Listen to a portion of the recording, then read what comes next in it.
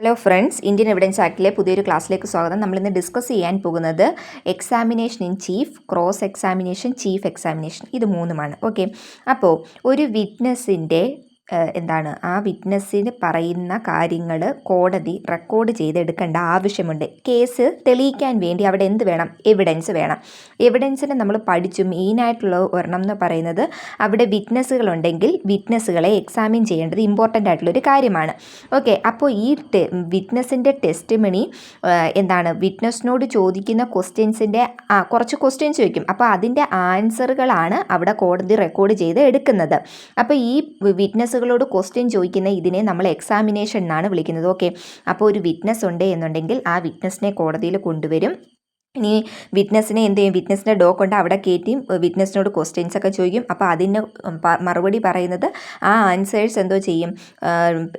തെളിവായിട്ട് record ചെയ്ത് എടുക്കുകയും ചെയ്യാറുണ്ട്. ഓക്കെ, വിറ്റ്നസ്സിനെ ആരാണോ അവിടെ കൊണ്ടുവന്നത്, ഏത് പാർട്ടിയാണോ അവിടെ കൊണ്ടുവന്നത്, അല്ലെങ്കിൽ അയാളുടെ കൗൺസിൽ വിറ്റ്നസ്സിനോട് ക്വസ്റ്റ്യൻ ചോദിക്കുന്നതിനെയാണ് നമ്മൾ എക്സാമിനേഷൻ ഇൻ ചീഫ് എന്ന് വിളിക്കുന്നത്. ഓക്കെ, ഇപ്പം എൻ്റെ കൗൺസിൽ കോടതിയിൽ വിറ്റ്നസ്സായിട്ട് കൊണ്ടുപോകുമ്പോൾ എൻ്റെ കൗൺസിൽ എന്നോട് ചോദിക്കുന്ന ക്വസ്റ്റ്യൻസ്. ഓക്കെ, അപ്പോൾ അതിനെയാണ് എക്സാമിനേഷൻ ഇൻ ചീഫ് എന്ന് പറയുന്നത്. ഇനി ഈ ചീഫ് എക്സാമിനേഷൻ്റെ പർപ്പസ് എന്താണെന്ന് ചോദിച്ചാൽ ഈ വിറ്റ്നസ്സിനെ എനേബിൾ ചെയ്യുകയാണ്. ഓക്കെ, ചോദിക്കുന്ന ക്വസ്റ്റ്യൻസിന് അല്ലെങ്കിൽ ആ ഒരു കേസിൻ്റെ റെലവൻറ്റ് ഫാക്റ്റ് അവനവൻ്റെ വേർഡ്സിൽ ഞാൻ എന്താണോ കണ്ടത് അല്ലെങ്കിൽ ഞാൻ എന്താണോ കേട്ടത് അത് ആ ഒരു റെലവൻറ്റ് ഫാക്റ്റ് നമ്മുടേതായിട്ടുള്ള വേർഡ്സിൽ കോടതിയിൽ പറയുന്നതിനെ എനേബിൾ ചെയ്യുന്ന ഒരു പ്രോസസ്സാണ് എക്സാമിനേഷൻ ഇൻ ചീഫ് എന്ന് പറയുന്നത്. ഇനി ഈ ക്വസ്റ്റ്യൻസ് എന്ന് പറയുന്നത് എന്തായിരിക്കണം? അയാളോട് ചോദിക്കുന്ന ക്വസ്റ്റ്യൻസ് എന്ന് പറയുന്നത് റെലവൻറ്റ് ഫാക്റ്റിനെ സംബന്ധിച്ച ക്വസ്റ്റ്യൻ ആയിരിക്കണം. അതുപോലെ തന്നെ അയാൾക്ക് ഫുൾ ഫ്രീഡം കൊടുക്കണം. അയാൾക്ക് അറിയാവുന്ന എന്തൊക്കെ കാര്യമുണ്ടോ അതെല്ലാം പറയാൻ വേണ്ടി ഒരു ഫുൾ ഫ്രീഡം കൊടുത്തിട്ടുണ്ടായിരിക്കണം. ഇനി പ്രോസിക്യൂഷൻ വിറ്റ്നസ്സിനെ നമ്മൾ PW എന്നാണ് വിളിക്കുന്നത്. ഇനി ഡിഫൻസ് വിറ്റ്നസ്സിനെ DW എന്നാണ് വിളിക്കുന്നത്. ഇനി പോലീസ് ഇൻവെസ്റ്റിഗേഷൻ നടത്തുമ്പോൾ 161 സ്റ്റേറ്റ്മെൻറ്റ് റെക്കോർഡ് ചെയ്യുമല്ലോ. അപ്പോൾ ഈ 161 സ്റ്റേറ്റ്മെൻറ്റിൽ എന്തൊക്കെ കാര്യങ്ങളാണോ പറഞ്ഞിട്ടുള്ളത് അതേ കാര്യങ്ങൾ വേണം പറയാൻ വേണ്ടി. അതിൻ്റെ അകത്ത് കൂടുതൽ കാര്യങ്ങളൊന്നും ആഡ് ചെയ്യാൻ വേണ്ടി പാടില്ല. ഓക്കെ, അപ്പോൾ 161 സ്റ്റേറ്റ്മെൻറ്റിൽ പറഞ്ഞിരിക്കുന്നതിനേക്കാൾ കൂടുതൽ കാര്യങ്ങളൊന്നും ആഡ് ചെയ്തിട്ടായിരിക്കരുത് എക്സാമിനേഷൻ ഇൻ ചീഫിൽ പറയുന്നത്. ഇനി എക്സാമിനേഷൻ ഇൻ ചീഫിൻ്റെ ഒബ്ജക്റ്റ് എന്താണെന്ന് ചോദിച്ചാൽ ഈ പറഞ്ഞ വിറ്റ്നസ്സിന് അറിയാവുന്ന എല്ലാ കാര്യങ്ങളും അയാളുടെ നോളജിലുള്ള എല്ലാ മെറ്റീരിയൽ ഫാക്റ്റുകളും അവിടെ എന്ത് ചെയ്യുക? അവിടെ പറയുക. അതുപോലെ തന്നെ ഈ കൗൺസിൽ ഏത് കൗൺസിലാണോ വിളിച്ചത് ആ കൗൺസിൽ ആയിരിക്കും എന്ത് ചെയ്യുന്നത്? ആ കൗൺസിലിന് ക്വസ്റ്റ്യൻസ് ഈ റെലവൻറ്റ് മാറ്ററുമായിട്ട് ചോദിച്ചിട്ടുള്ള മാറ്ററിലുള്ള ക്വസ്റ്റ്യൻസ് എല്ലാം ചോദിക്കാൻ വേണ്ടി കഴിയുന്നതാണ്. ഇനി ചീഫ് എക്സാമിനേഷനകത്ത് ക്വസ്റ്റ്യൻ ചോദിക്കുമ്പോൾ ആ വിറ്റ്നസ്സിൻ്റെ കയ്യിൽ നിന്ന് നമുക്ക് എല്ലാ ആൻസറുകളും ആ കേസ് പ്രൂവ് ചെയ്യാൻ വേണ്ടുന്ന അല്ലെങ്കിൽ ആ കേസ് പ്രൂവ് ചെയ്യാൻ കേപ്പബിളായിട്ടുള്ള എല്ലാ ക്വസ്റ്റ്യൻ്റെ ആൻസറുകളും അയാളുടെ കയ്യിൽ നിന്ന് തന്നെ നമുക്ക് കിട്ടുന്ന രീതിയിൽ വേണം ക്വസ്റ്റ്യൻ ചോദിക്കാൻ വേണ്ടി.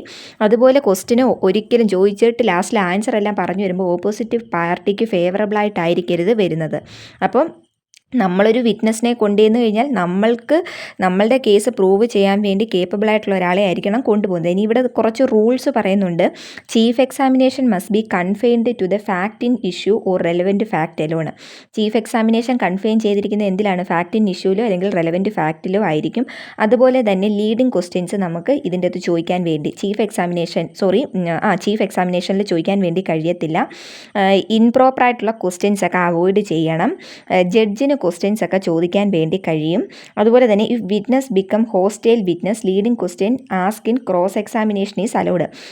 ഇപ്പം ഈ വിറ്റ്നസ്സുകൾ ഹോസ്റ്റൈൽ വിറ്റ്നസ്സായിട്ട് കൂറുമാറിയ വിറ്റ്നസ്സുകളായിട്ട് മാറുകയാണ് എന്നുണ്ടെങ്കിൽ ക്രോസ് എക്സാമിനേഷൻ്റെ അകത്ത് എന്ത് ചെയ്യാൻ വേണ്ടി പറ്റും? ലീഡിങ് ക്വസ്റ്റ്യൻസ് ചോദിക്കാൻ വേണ്ടി കഴിയുന്നതാണ്. ഇനി എക്സാമിനേഷൻ എന്ന് പറയുന്നത് ബ്രീഫ് ആയിരിക്കണം, ഡയറക്റ്റ് ആയിരിക്കണം, റെലവൻറ്റും ആയിരിക്കണം.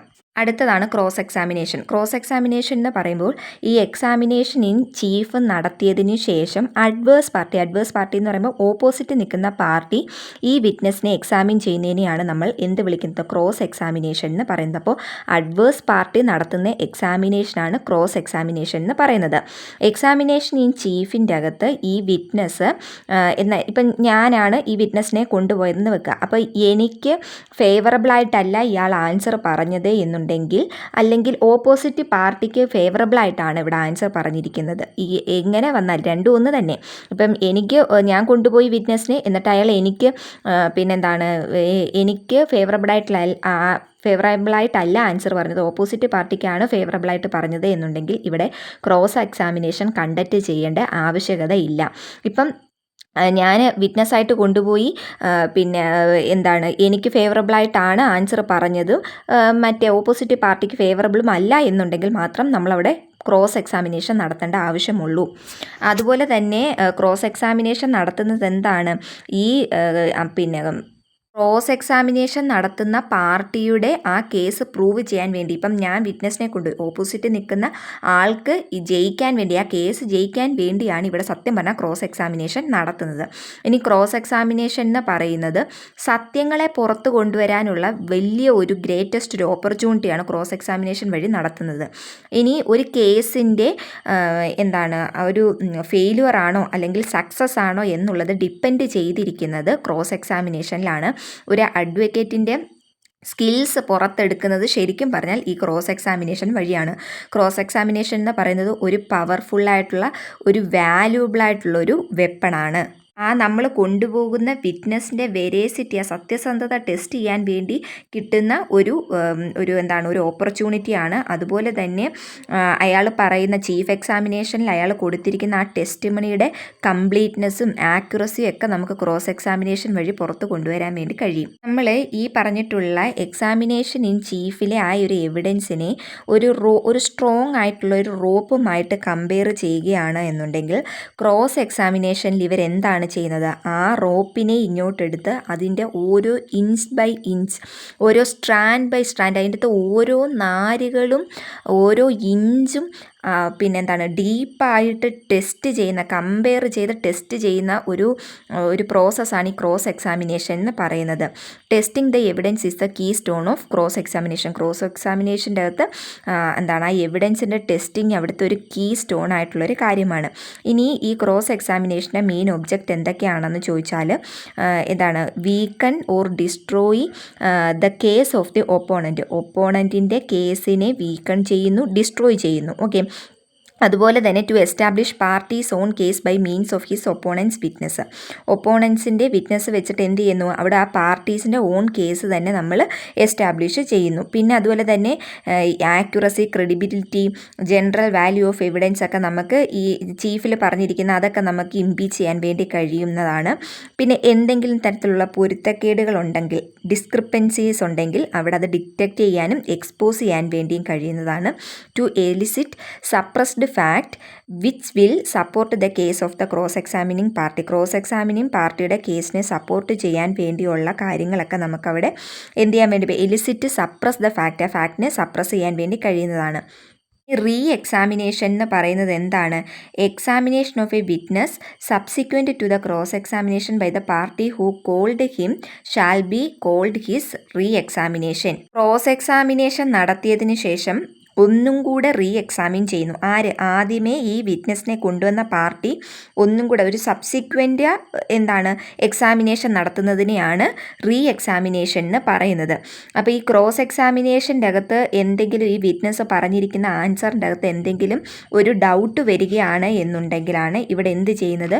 റീ എക്സാമിനേഷൻ കണ്ടക്ട് ചെയ്യുന്നത്. ക്ലാരിഫിക്കേഷൻ കിട്ടാൻ വേണ്ടിയാണ് റീ എക്സാമിനേഷൻ നടത്തുന്നത്.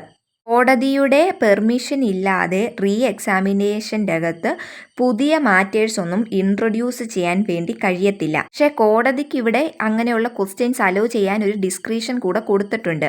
അങ്ങനെ ന്യൂ ക്വസ്റ്റ്യൻസ് വല്ലതും അലോ ചെയ്യുകയാണ് എന്നുണ്ടെങ്കിൽ ആ പുതിയ ക്വസ്റ്റ്യൻ്റെ മുകളിൽ ക്രോസ് എക്സാമിനേഷൻ ചെയ്യാൻ ഓപ്പോസിറ്റ് പാർട്ടിക്കും കൂടെ എന്ത് കൊടുത്തിട്ടുണ്ടായിരിക്കണം? ഒരു ചാൻസ് കൊടുത്തിട്ടുണ്ടായിരിക്കണം. ഗുലാം റസൂദ് ഖാൻ വേഴ്സസ് വാലിദ് ഖാൻ എന്ന് പറഞ്ഞിട്ടൊരു കേസുണ്ട്. ഇവിടെ പറഞ്ഞത് പറയുന്നത് high court of Jammu and Kashmir held ചെയ്തത് cross examination might not be necessary if the witness testimony is prima facie acceptable എന്നാണ് ഈ കേസിൻ്റെ അകത്ത് പറഞ്ഞിരിക്കുന്നത്. ഇനി എക്സാമിനേഷൻ ഓഫ് നോൺ വിറ്റ്നസിനെ പറ്റി സെക്ഷൻ 3 ക്ലോസ് 2 സബ് ക്ലോസ് ഇക്കകത്ത് പറഞ്ഞിട്ടുണ്ട്. ഇനിയും ശാരദാമ്മ വേഴ്സസ് രഞ്ജമ്മ എന്ന് പറഞ്ഞ കേസിൻ്റെ അകത്ത് ഹെൽഡ് ചെയ്തത് examination in chief must be done before the cross examination. Cross examination നടത്തുന്നതിന് മുന്നേ തന്നെ എന്ത് ചെയ്തിട്ടുണ്ടായിരിക്കണം? ചീഫ് എക്സാമിനേഷൻ നടത്തിയിട്ടുണ്ടായിരിക്കണം. The opposite is neither possible nor permissible. ഇതിന് ഓപ്പോസിറ്റ് ആയിട്ടുള്ള കാര്യങ്ങൾ പോസിബിളും അല്ല പെർമിസിബിളും അല്ല എന്നാണ് ഇതിൽ ഈ കേസിൻ്റെ അകത്ത് പറഞ്ഞിട്ടുള്ളത്. ഈ പറഞ്ഞിട്ടുള്ള ക്രോസ് എക്സാമിനേഷനിൽ ഒരു കേസ് പറഞ്ഞിട്ടുള്ളത് Juwar Singh versus state of MP എന്ന് പറഞ്ഞ കേസാണ്. ഇതിൽ സുപ്രീം കോർട്ട് എന്താണ് പറഞ്ഞത്? Cross examination need not be confined to the fact stated by the witness in examination in chief. Examination in ചീഫിൽ വിറ്റ്നസ് സ്റ്റേറ്റ് ചെയ്യുന്ന ഫാക്റ്റിൽ മാത്രം കൺഫൈൻ ചെയ്തിരിക്കേണ്ട കാര്യമില്ല. ക്രോസ് എക്സാമിനേഷൻ വരുമ്പോൾ അത് നമുക്ക് ആ ഒരു റെലവൻറ്റ് ഫാക്റ്റിൽ ഉള്ള ആ ഹോൾ റേഞ്ചിലോട്ടും എക്സ്റ്റെൻഡ് ചെയ്യാൻ വേണ്ടി കഴിയും. അതുപോലെ തന്നെ വിറ്റ്നസിൻ്റെ ക്രെഡിബിലിറ്റി നമുക്ക് എന്ത് ചെയ്യാൻ പറ്റും? എക്സ്പോസ് ചെയ്യാൻ വേണ്ടിയും കൂടെ ഈ ക്രോസ് എക്സാമിനേഷനിൽ കഴിയണം എന്നാണ് ഈ കേസിൽ പറഞ്ഞിട്ടുള്ളത്. അപ്പോൾ ഇത്രയുമാണ് ഈ എക്സാമിനേഷൻസിൻ്റെ അകത്തുള്ളത്. 3 എക്സാമിനേഷനാണ്. Examination in chief, cross examination, re examination. Chief examination എന്ന് പറയുന്നത് ആരാണോ ഈ വിറ്റ്നസിനെ കൊണ്ടുവരുന്നത് ആ കൗൺസിൽ എക്സാമിൻ ചെയ്യുന്നതാണ് എക്സാമിനേഷൻ ഇൻ ചീഫ് എന്ന് പറയുന്നത്. ഓപ്പോസിറ്റ് പാർട്ടി എക്സാമിൻ ചെയ്യുന്നതാണ് ക്രോസ് എക്സാമിനേഷൻ എന്ന് പറയുന്നത്. ഇനി റീ എക്സാമിനേഷൻ എന്ന് പറയുന്നത് എന്താണ്? ഒന്നും കൂടെ ക്രോസ് എക്സാമിനേഷൻ കഴിഞ്ഞതിന് ശേഷം ഒന്നും കൂടെ എക്സാമിൻ ചെയ്യുന്നതാണ് റീ എക്സാമിനേഷൻ എന്ന് പറയുന്നത്. ഈ ക്രോസ് എക്സാമിനേഷനകത്ത് മറ്റൊരു കേസും കൂടെ പറയുന്നുണ്ട്, P വേഴ്സസ് P. ഇതിൻ്റെ അകത്ത് കോർട്ട് ഹെൽഡ് ചെയ്തത് ക്രോസ് എക്സാമിനേഷൻ എന്ന് പറയുന്നത് മോസ്റ്റ് പവർഫുൾ ആണ്, അതുപോലെ തന്നെ ഇഫക്റ്റീവാണ്. ഒരു ട്രൂത്തിനെ പുറത്ത് കൊണ്ടുവരാൻ വേണ്ടി അല്ലെങ്കിൽ എന്തെങ്കിലും തെറ്റായിട്ടുള്ള കാര്യങ്ങളൊക്കെ പറയുന്നുണ്ട് എന്നുണ്ടെങ്കിൽ അതിനെയൊക്കെ മാറ്റി ആ സത്യത്തിനെ പുറത്ത് കൊണ്ടുവരാൻ പറ്റുന്ന ഒരു പ്രധാനപ്പെട്ട മാർഗം എന്ന് പറയുന്നത് ക്രോസ് എക്സാമിനേഷൻ എന്നാണ് P വേഴ്സസ് P എന്ന് പറഞ്ഞ കേസിൽ പറഞ്ഞിട്ടുള്ളത്. Thank you for watching and channel subscribe ചെയ്യുക, ഫ്രണ്ട്സിനൊക്കെ ഷെയർ ചെയ്ത് കൊടുക്കുക. വീഡിയോ ഇഷ്ടപ്പെട്ടെങ്കിൽ ലൈക്ക് ചെയ്യുക. Thank you.